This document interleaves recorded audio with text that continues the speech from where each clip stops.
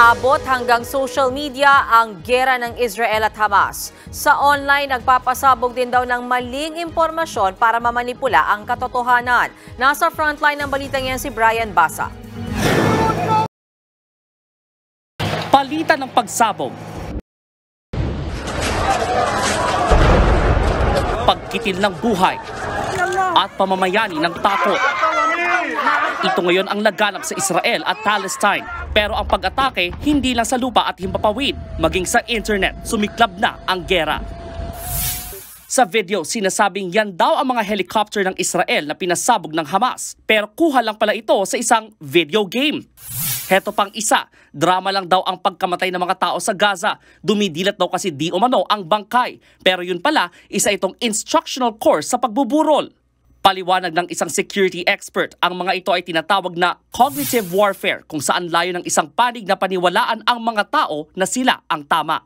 Pagandahan ng kwento upang masabi na itong kabila ay masama ang kanyang motibo at hindi maganda ang kanyang ginagawa, dapat siyang patigilin.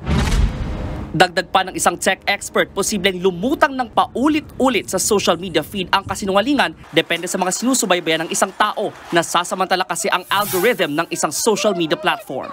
Social media networking sites natin, kung ano yung, what would make you click a link, what would make you engage to the post. So ito yung mga siniserve nila sa'yo.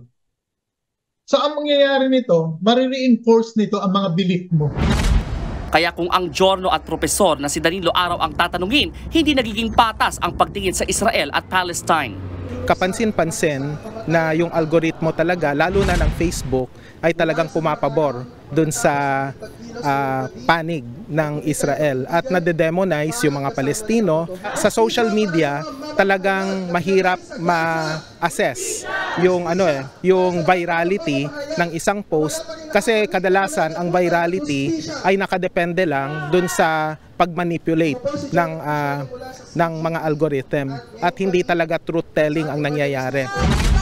Ito ngayon ang pinoprotesta ng ilang grupo. Nasa 37 mamamahayag na ang nasawi sa gitna ng mga pag-atake. Deadliest period daw ito para sa mga Giornong nag-uulat ng digmaan mula noong 1992. Hiling nila maging responsable sana ang mga social media platform sa pagpapalaganap ng impormasyon. Madilim na yugto ang kinahaharap ng mga tao sa Israel at Palestine. Balot ito ng pananakop, pang-aapak sa karapatang pantao at pagbaluktot sa katotohanan.